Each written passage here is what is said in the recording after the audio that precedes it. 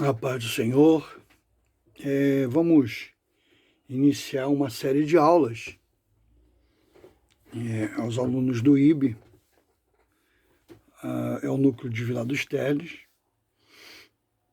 e a nossa matéria no momento é Educação Cristã, com ênfase em escola dominical. E serão lições. As primeiras será revisão, para a gente dar sequência, para não perder o fio da meada. Vou fazer uma revisão,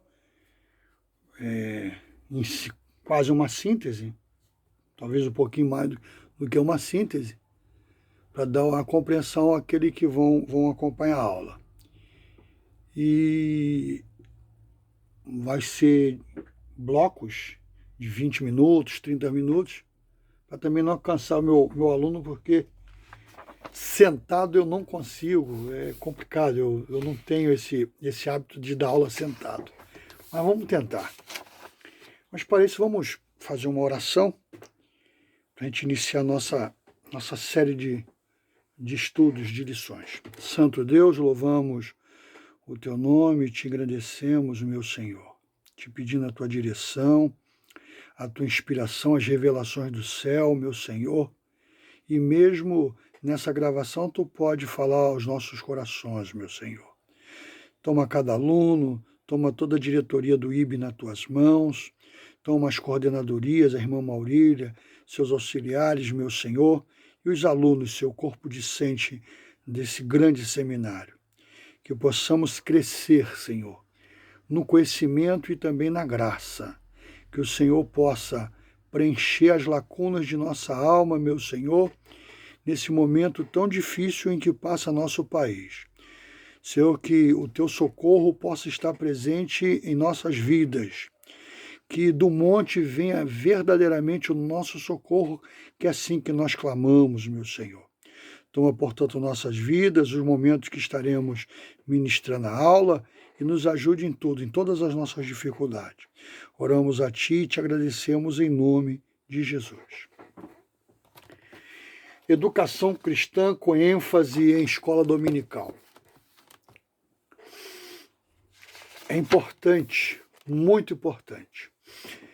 No prefácio do módulo vai nos dizer dessa forma. Eu vou ler alguma coisa e depois a gente vai falar alguma coisa, como fazemos em sala de aula. Antes de subir aos céus, Jesus nos deu um comando em Mateus 28. Ele nos ordenou a fazermos discípulos, introduzindo as pessoas no reino. Também salientou que a necessidade de ensiná-los a guardar todas as coisas. E quando eu olho Jesus no seu ministério de ensino, a ênfase no seu ministério foi o ensino. Já falei em sala de aula que Jesus chegava no lugar, fazia uma leitura e se sentava. Sentava para ensinar. Aí expliquei em sala de aula que isso era um costume dos rabinos. Aprendi isso em sala de aula também, que os rabinos, quando era uma leitura que não tinha tanta importância, ele lia em pé e ia embora. Mas quando ele lia e sentava é porque havia um grande ensino naquilo que foi lido. Então Jesus sempre estava ensinando. E Jesus parou no lugar, sentou e ensinou. Todo lugar chegou no templo e ensinou. Então a ênfase do ministério de Jesus foi o ensino. Porque entende-se que as pessoas que têm um aprendizado, que têm ensino, a tendência de falhas é menor. Não estou dizendo que não vai falhar. A tendência de falhar é menor. E o apóstolo Paulo, aos Colossenses, capítulo 1, 28, diz: admoestando a todo homem e ensinando a todo homem em toda a sabedoria, para que apresentemos todo homem perfeito em Jesus Cristo. Então, o ensino, o foco do ensino é apresentar-nos diante de Deus perfeitos. Então, todos nós carecemos de ensino, carecemos de alguém ministrar em nossa vida alguma coisa que aprendeu, para que possamos também aprender. Na introdução vai dizer que a teologia da educação é baseada no estudo da palavra e na consequente organização que tal estudo seja feito com excelência portanto, não pode ser simplesmente teórica e nem tampouco abstrata, pois ela tem uma relação direta com a vida daqueles que a estudam. Ou seja, eu aprendo, eu recebo o conhecimento, a informação, ou a teoria, mas também preciso praticá-la. Porque, como eu sempre falo, eu recebo informação através do ensino, através da leitura, através das pregações. Mas quando eu passo a praticar, aí eu provo que eu tenho conhecimento. Então, eu recebo a informação e depois que eu a pratico, eu passo a demonstrar conhecimento. Aquele moço tem conhecimento. Por quê? Porque ouviu praticar aquilo que estudou. Devemos entender também que as Escrituras são o sustento da vida cristã. Queridos, se pararmos para ler a Bíblia Sagrada, erraremos menos. Não estou dizendo que não vamos errar. Erraremos menos. Porque ela vai nos levar a entender muitas dúvidas, muitas coisas que nos afasta de Deus e, consequentemente, nos afasta do nosso próximo. Então, é importante estudarmos a palavra de Deus. E quando a estudamos, nós estamos interessados em conhecer o autor da mesma. Como início da primeira lição, do primeiro vídeo, nós vamos passar o capítulo 1. Capítulo 1 diz: definição da teologia da educação cristã. Teologia. Teologia tem como origem a palavra latina teologia, só que a base, o conceito vem do grego, que é theos, Deus, e logos, estudo, ou seja, estudo de Deus. A teologia é, de certa forma, desta forma, a ciência que estuda Deus, os seus atributos e as suas perfeições. Deixa eu abrir uma aspa aqui, já falei isso em sala de aula, mas só para aqueles que não estavam presentes ouvirem. O grego ele é instituído no mundo a partir de Alexandre o Grande, nas grandes conquistas de Alexandre o Grande. E tem um termo muito usado, ou um processo, era um processo que tinha um nome chamado helenismo. O que era o helenismo? Alexandre o Grande saía pelo mundo para suas conquistas e aonde ele conquistava, onde ele entrava, ele implantava o grego. A intenção dele é que a comunicação fosse facilitada. Que isso ele ia ter comunicação de conhecimento, comunicação de comércio, vai ter vários crescimentos. Então nós vamos ver no mundo o grego impregnando por causa desse helenismo, tá ok? Então entenda isso. Nossa ciência e nossa medicina tem muitos termos do grego. Eu não vou ao pediatra, eu vou ao geriatra. Porque esse radical ré, ou esse radical pé, G, quer dizer idoso. O pé quer dizer criança. Então, pediatras, médico de criança, geriatra, médico de idoso. Então, toda a nossa medicina é impregnada. Alguns textos, por exemplo, você chega, eu vou ao hipermercado, o grande mercado. Nós não botamos lá no slogan grande mercado, botamos hiper, que é um termo mostrando que ele é grande, que é um termo grego. Farmácia antes era escrito como... Farmácia é um termo grego, não com F, mas com PH, ela é um termo grego. Então, só você entender essa estrutura do grego. Então, a teologia ela tem como base principal o grego, o conceito dela é do grego. E o pastor metodista William Burton disse que a teologia é a ciência de Deus e das coisas divinas, baseada na revelação feita ao homem por meio de Jesus Cristo, e sistematizada em vários aspectos no âmbito da igreja cristã. Essa sistematização da teologia, ela começa no 2º século, eu preciso entender isso. Os pais da igreja era da patrística, Papias, Orígenes, Tertuliano. Policarpo, ele começa porque ele foi reconhecido remotamente como também fazendo parte da patrística. Tu tem como é que é o nome do moço? Tu tem Agostinho de Hipona, que é já no século IV, foi reconhecido, acho que no século XV ou XVI pela igreja, como doutor em teologia, bem antes. Quando chamamos ele de doutor, mas foi um reconhecimento muitos e muitos séculos depois. Até o próprio, fugiu o nome dele agora, eu vou lembrar. Quando acontecem essas coisas, eu vou lembrar. No século XV, XVI, esse teólogo cita muito Agostinho. E o próprio Calvino, a maioria dos escritos de Calvino é baseado nos escritos de Agostinho. A verdade é essa. Predestinação, uma vez salvo, salvo para sempre, a graça imerecida, tudo isso é história de Agostinho. Mas vamos deixar Agostinho para lá e voltamos aqui. Então eu tenho a teologia, a definição da teologia, da educação cristã, nós temos uma teologia. A palavra educação, no sentido mais amplo, a educação significa o meio em que os hábitos, costumes e valores de uma comunidade são transferidos de uma geração para a geração seguinte. Ora, se eu, quando entrar na minha casa, estou chegando da rua com a minha família, as minhas filhas me veem limpando meus pés antes de entrar, certamente ela vai fazer. Isso faz parte da educação. Quando eu vou almoçar ou jantar, fazer qualquer refeição, eu vou ao banheiro, lavo as minhas mãos, eu estou passando educação. Ou seja, educação, quem estabelece na vida dos filhos são os pais. Não são os professores em sala de aula. Os professores dão informação e os pais educação. Tem um neto, ou tem alguns netos, que quando vai na casa dos outros, eu tenho um neto que foi passar com muita dificuldade, minha filha e o meu genro não queria deixar, mas como era parente, pessoal muito amigo, muito querido, deixou. Deixou um dos meus netos estar na casa desses amigos. Quando ele foi buscar, foi elogiado. Poxa, que criança educada, que criança educada.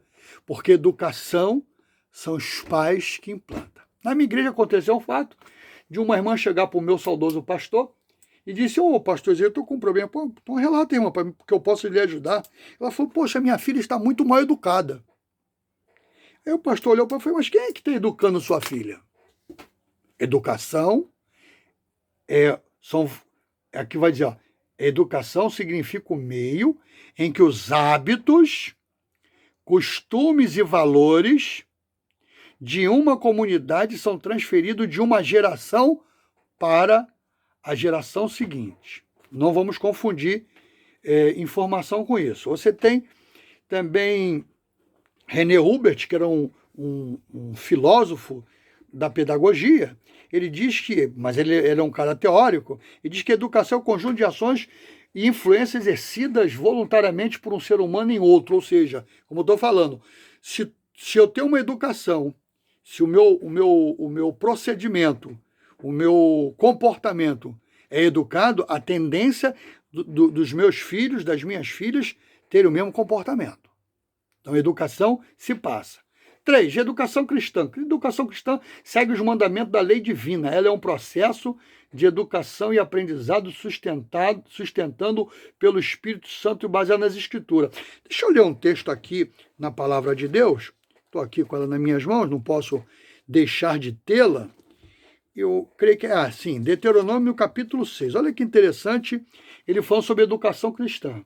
Sustentado, mandamento da lei divina, ela é um processo de educação aprendizado sustentado pelo Espírito Santo, baseado nas Escrituras. Aí o Moisés deixa isso registrado. Diz assim, e estas palavras que hoje te ordeno estarão no teu coração, e as intimarás a teus filhos, e delas falarás sentado em tua casa, e andando pelo caminho, e deitando-te e levantando-te. Também as atarás por sinal na tua mão, e te serão por testeiro entre os teus olhos, e as escreverás nos umbrais de tua casa e das tuas portas. Ou seja, o ensino da palavra tem que ser primordial no seio da família. Há uma depravação muito grande no meio da família por causa disso, por causa da falta da palavra no meio da família, da palavra de Deus. Então, a educação cristã, a base dela são as Santas Escrituras.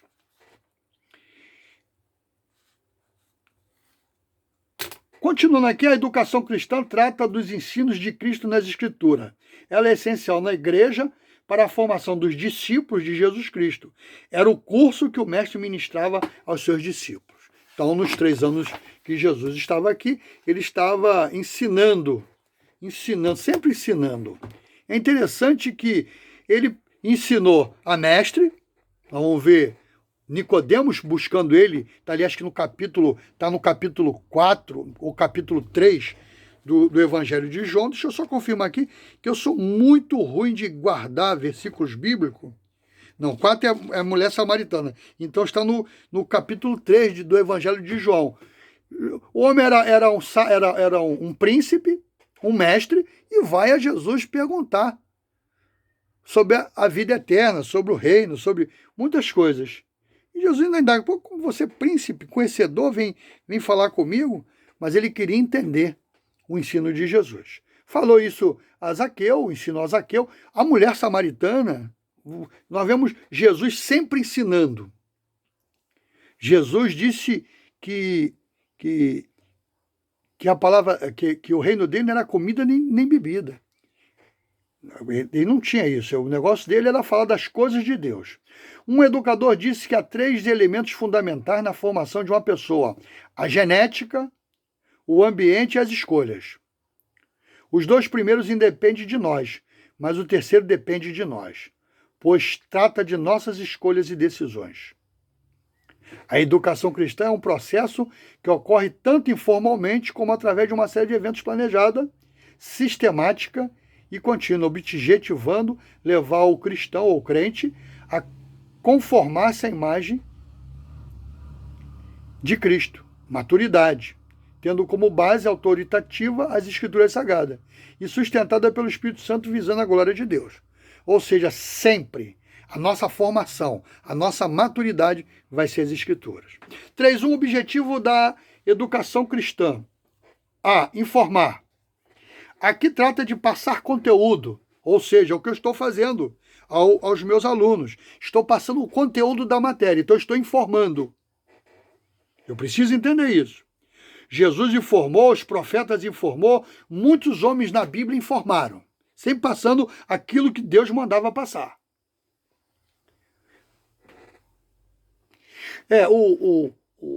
O povo brasileiro é muito pouco, nós lemos muito pouco. Aqui atrás de mim tem uma biblioteca aqui atrás, pequena, poucos livros, mas a maioria já li. Alguns são de pesquisa, então não preciso estar lendo, mas a maioria já li. E devido a isso a gente tem conteúdo. Bíblia a gente lê sempre uma vez no ano. Um professor disse que são 3 vezes, mas eu ainda não tive coragem de ler 3 vezes não, mas pelo menos uma vez no ano eu tenho que ler a Bíblia. Porque a Bíblia, o próprio Jesus diz que ela testifica dele, então tem que estar sempre recebendo essa testificação. Então, uma herança muito ruim. O povo brasileiro lê muito pouco, isso é muito antigo. Uma herança muito ruim. Os nossos governantes não levaram a sério o que disse Monteiro Lobato. Olha só, um historiador infantil, Monteiro Lobato. Um país se faz com homens e livros. Ou seja, se eu tiver informação, eu vou ser bem informado. Porque é isso que diz a continuação. Então eu sou informado para dar continuidade ao objetivo da educação, que é A, informar, e B, formar. Aqui tem a ver com caráter. Trata de valores assimilados. Formar é bem mais difícil do que informar.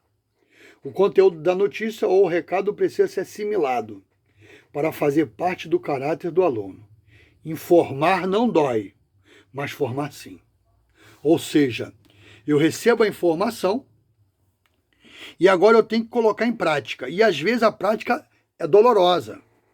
Por exemplo, eu tenho um neto que está aqui em casa estudando nesse momento tão difícil dessa quarentena. E ele está chateado porque tem que estar estudando. Mas ele tem que estudar, pô. Qual é a dor dele? Que ele queria estar brincando. Isso, ele queria estar brincando. Mas tem dever que o colégio mandou. Então ele tem que cumprir a obrigação dele. E esse cumprimento da obrigação é justamente isso. Por quê? Porque eu posso receber apontamento sem codificá-lo. Ele tem que codificar isso. Tem que saber da necessidade. Posso ouvir comunicação, mas não absorvê-la. Precisamos absorver. A formação depende de um ouvido apurado e entranhas bem preparadas para processar a matéria-prima. Paulo vai dizer aos Gálatas: sinto dores de parto até que Cristo seja formado em vós. Ou seja, a informação para formar, o professor, o instrutor, às vezes sofre, porque ele está informando e a pessoa não está entendendo. Mas não está entendendo porque o professor não está vendo a prática. Não está vendo o crescimento, não está vendo a maturidade. Então é isso que ele está falando assim, que sinto dor de parto até que Cristo seja formado em vós. Se eu não vejo mudança, a minha informação não está formando. É isso que entendemos nessa parte. Há muitas coisas que impedem que o conteúdo do Evangelho entre na mente e no coração para a formação do caráter cristão. Então, o coração tendente ao erro, a incredulidade, o entretenimento, a falta de prioridade, a desatenção ou a falta de concentração, as barreiras culturais e pessoais, a falta de interesse e outros pontos afins. São elementos complicadores na assimilação do conteúdo cristão. Ou seja, é difícil, mas eu preciso dar conteúdo. Eu preciso estar preocupado em dar informação para formar. Aí existe uma aritmética, uma matemática nisso aí, do aprendizado, que é muito simples. Informação mais formação é igual a transformação. Ou seja, eu informo para formar, para a pessoa ser transformada. Por exemplo, eu entro no estudo secular, eu vou recebendo informação no primário, no antigo primário, hoje é primeiro grau, né? No segundo grau, vou para o terceiro grau, na medida que eu estou nesse processo de informação, eu estou sendo formado. E lá adiante eu vou ser transformado. Vou ser transformado em um médico, vou ser transformado num engenheiro, vou ser transformado num economista, vou ter o resultado da minha informação e da minha formação. Mais ou menos isso. E isso acontece na educação cristã. Acontece na educação cristã. Não podemos fugir dessa realidade bíblica tão clara. Esse foi o método utilizado por Jesus. Seus ensinos por meio de parábolas, exemplos da natureza, da revelação do Velho Testamento e de si mesmo. Foram instruções que visavam a formação a partir dos seus discípulos. Ou seja, ele separa 12 homens e começa a dar informação para formar e transformar, para que esses homens, quando mais adiante, venha também fazer o mesmo processo. Sabemos que o fato de que alguém seja bem instruído não significa ser bem formado, pois depende do interesse da pessoa. Não adianta eu ensinar se a pessoa não quer aprender. Não adianta. Você precisa ter o interesse de aprender. Se você não quiser... Por isso eu sempre vou falar: opa, quero estudar teologia. Você gosta de ler? Se você gosta de ler, você vai ser facilitado. Porque são ferramentas que eu tenho que ter. Não adianta eu querer aprender se eu não tenho interesse. Então, se eu não for interessado, eu não vou aprender. Tenho dito em alguns lugares que eu quando chego na igreja em 1981, o meu desejo foi aprender as coisas de Deus, a Bíblia Sagrada. Então, como já falei, minha biblioteca tem livro aqui que é de 81, que eu comprei em 81, que eu li em 81. Já está até acabadinho de tanto mexer nelas, as folhas estão soltando. Mas, se eu não tivesse desejo de aprender, eu continuaria lendo sem absorver nada. Então, eu sempre vou dizer isso aos meus alunos de teologia. Você precisa ter desejo de leitura, você precisa praticar a leitura, ok? Guarde isso. Como falei, a matemática é informação, mais formação para transformação. Se transformar, aqui tem a ver com mudança, percebida, sentida, avaliada positivamente. Se o informar é o início, o formar é o meio. E o transformar vem fim ou produto final. Então você tem a matéria-prima, que é informar. Você tem o meio de produção, que é formar. E você tem o manufaturado, que é transformar. Paulo usa a palavra metamorfose para o verbo transformar. E não vos moldeis. No outro vai ser não vos conformeis, outra tradução da Bíblia, ao esquema deste mundo, mas sede transformados pela renovação da vossa mente, para que experimenteis. Olha só, eu sou transformado, agora eu vou experimentar a boa, agradável e perfeita vontade de Deus. Ou seja, eu recebo a informação, que é o estudo da palavra de Deus. Na medida que eu recebo a informação, eu sou formado, e na matemática, na soma desses dois elementos, eu sou transformado, e agora eu vou entender qual é a perfeita vontade de Deus, vou experimentar a agradável vontade de Deus, a boa vontade de Deus. Então isso é um processo, e eu preciso entrar nesse processo, ok? É interessante que as pessoas regeneradas buscam o aperfeiçoamento dentro do ciclo do crescimento. Ou seja, quando você entende a proposta de Jesus na cruz do Calvário, você começa a ser transformado, a ver a necessidade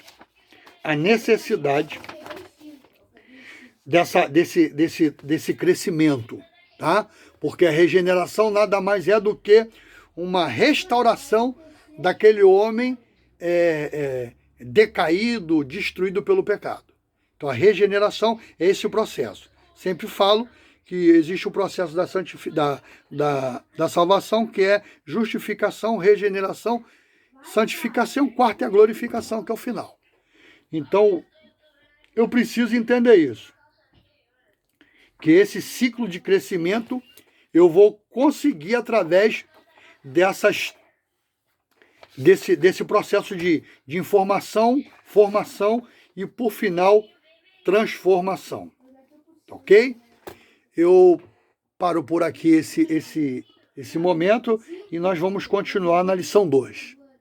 Deus abençoe vocês todos.